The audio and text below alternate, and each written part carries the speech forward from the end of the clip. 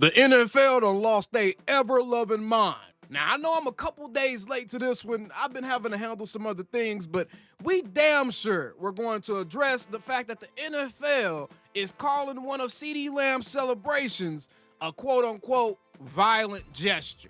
How the hell can you call that a violent gesture when you got this going up grown men's asses the entire game anytime the Philadelphia Eagles play?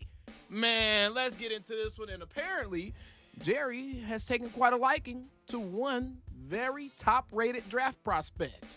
Be sure to subscribe for more Dallas Cowboys content, and let's jump right into this one. Now, for real though, NFL, shame on y'all, man. Y'all are just like the American government, trying to put all of your attentions into all the wrong avenues when the easiest fixes are the ones right in front of you. Y'all have the nerve to ban CeeDee Lamb celebration, and I'm saying CeeDee Lamb celebration because he the one that made this popular.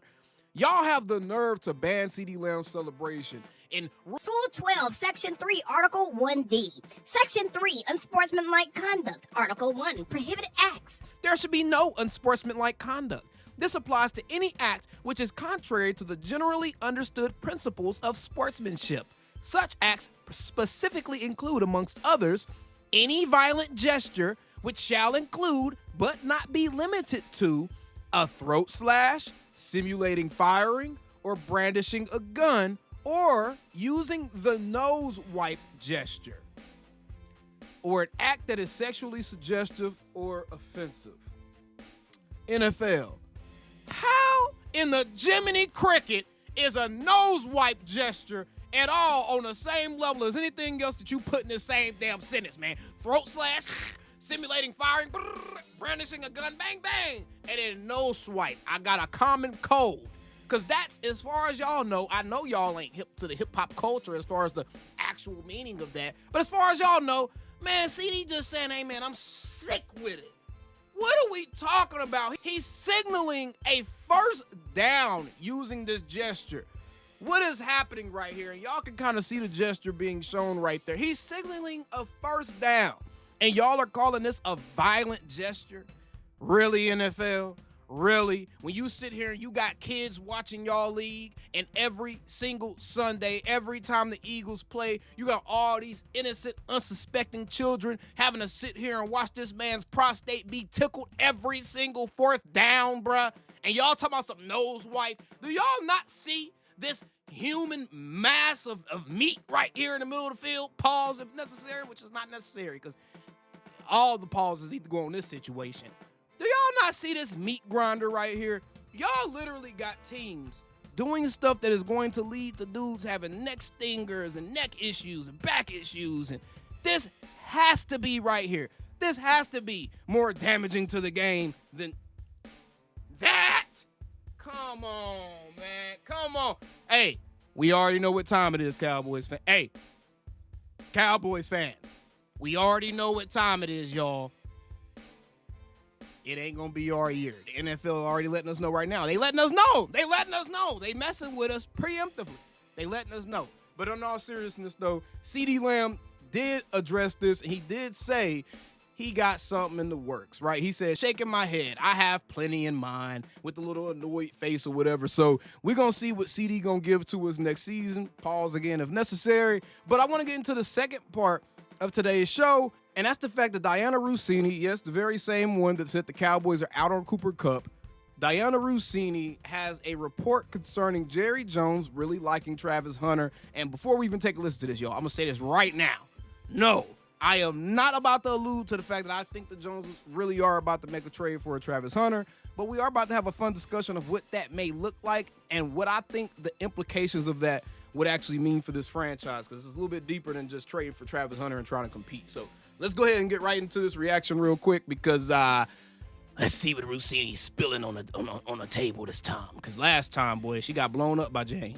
About different teams that are hot on certain guys, where they are calling to see if they can move up. I've heard Jerry really likes Travis Hunter. So no way. That's a very Dallas Cowboy move, right? Man, hey, I ain't gonna lie, man. Why was the Cowboys the first team that you brought up when you start talking? Hey, man, is getting very, very obvious. It's getting very, very clear. Even the quote-unquote insiders that we know she has a direct line to Stephen Jones. So we do know that she knows something, yo. It's not like she ain't got nothing to her in her bag. But why lead with the Cowboys? Now this makes me feel like this entire thing was done simply to get people to watch or listen to the rest of this segment. Because, come on, man.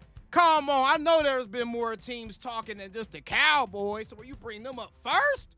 Come on, bruh. I just seen a rumor about the Giants trying to get both of the Colorado boys. Why not lead with that? Why not address? Come on, bruh. Let's keep going. Right? Don't you think? They're going to have to give up the farm for a cornerback? They're drafting 12. Exactly. Just because they like them doesn't mean they're going to do it. Right. But. And they're probably not. And I'm glad she said that. And I'm glad that Chase Daniels is meeting that with the level of skepticism that it should be met with. Because quite frankly, I think it's poppycock. I don't think it's actually going to happen. And if it did happen, let's just have a little bit of fun with it. Let's actually discuss what that would signify if the Cowboys were to move up from pick 12 and likely up to maybe number 4-ish to get a Travis Hunter. It would probably take a trade with the Patriots, maybe the Jaguars to get up there and get Travis Hunter. But let's say the Cowboys did do this. This is what I'm going to say about this trade. The only way a trade for a Travis Hunter or moving up to pick a Travis Hunter happens for the Cowboys is if they plan on making more moves to go all in. I know y'all don't want to hear that quote. To go all in this actual season. Because I do not see a world in which Jerry Jones is giving up a first-round pick if they're going to continue the same exact method of trying to build this thing up, draft, develop, get the younger guys in, rotate them, and all that stuff. If they're going to try to do that, there's no way I see Jerry Jones getting rid of a first-round pick. I think the Cowboys probably feel like first-round picks, that's probably the most valuable thing to them next to the star players that they've already paid, Dak, CeeDee, Micah, or some of those guys. I think that's probably the most important thing to this franchise is their draft picks and most certainly a first-round. So if they were to get rid of a first-round pick, because they would have to trade this year's first, probably next year's first, and maybe a couple of other picks to move up to a number 4.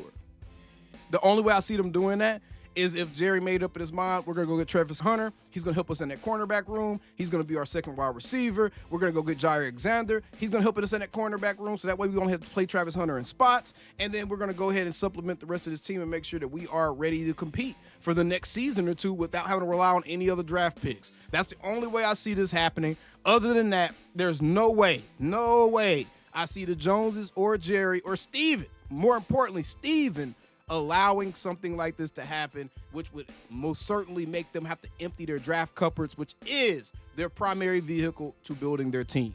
I don't see the Cowboys doing that in big 2025. If they did, it would definitely be a splash move, and depending on what had to be given up, it would be worth a discussion as to whether or not it was actually going to be worth it. Because if you're going to trade up for a guy, I guess trading up for a dude that's going to be able to play 2 positions for you is a guy that's worth trading up for, right?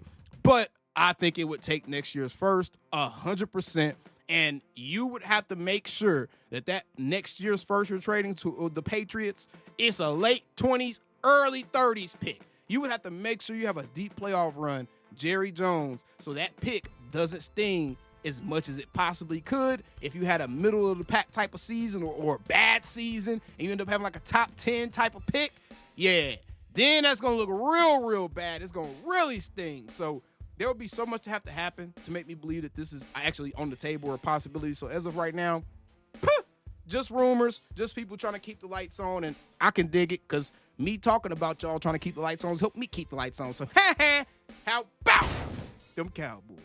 Calling me, texting me, paging me, asking me, am I still them boys? Y'all usually check on me. Listen. I'm still them boys. Hey! Woo! Oh, shut up, my boy. Hey! I'm still them boys.